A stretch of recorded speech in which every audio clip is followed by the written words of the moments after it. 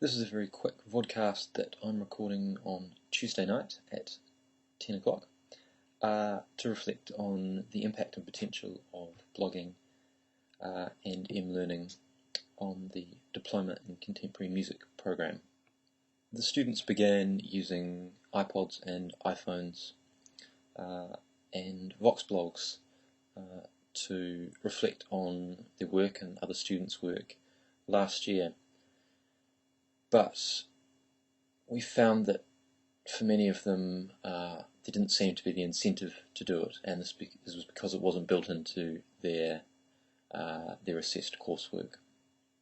So while some students did it very well, others didn't make the time to make it worthwhile for them. We decided this year on learning that there were the iPhones available to us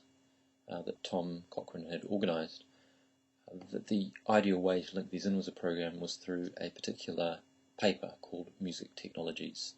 and the Web. This is a new paper that involves the students both creating pieces of music using various kinds of digital music technology and also investigating to some extent how the internet works and how music and the internet come together. I'm something of a skeptic when it comes to using the iPhones to assist with coursework. So the goal for me was to work out how we could integrate them into the coursework and not use them for the sake of it, but actually to try and use them in a way where it would be the best way to do things. And I think we've seen to some extent, in particular with the recording project that the students have been working on recently, that the technology of the iPhone can be very useful for their learning. I think we're also starting to see the students work in quite different ways than we've seen before, and I think it's a very gradual process for them to adapt to this kind of learning, and what may help it is a lot more time and experience, but it's starting to work. With the recording projects, the students had to use the iPhones with a recording application, take them out into the field or wherever,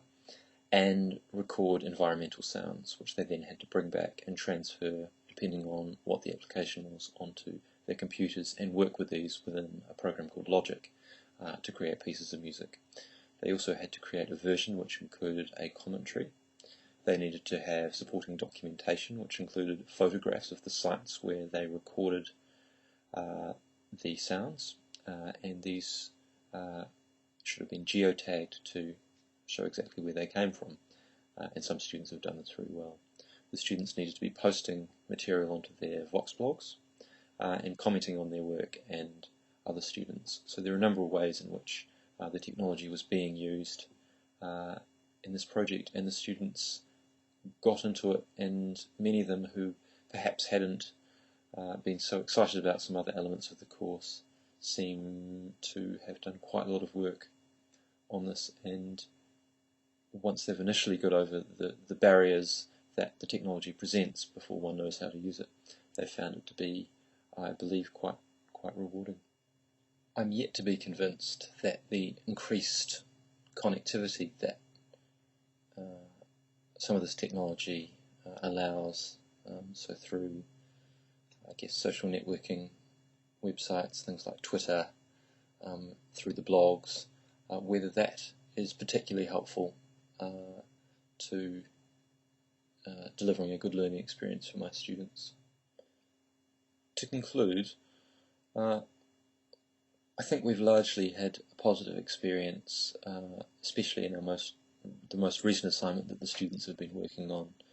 in our music technology and the web course, where the use of the iPhones and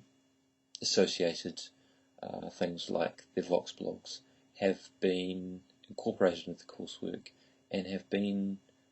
taken on and used by many of the students, and it's engaged a number of them who were not engaged until this point. But I remain unconvinced that while this presents different kinds of opportunities and different ways for students to learn and interact, that these are necessarily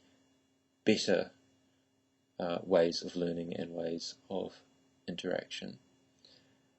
And I look forward to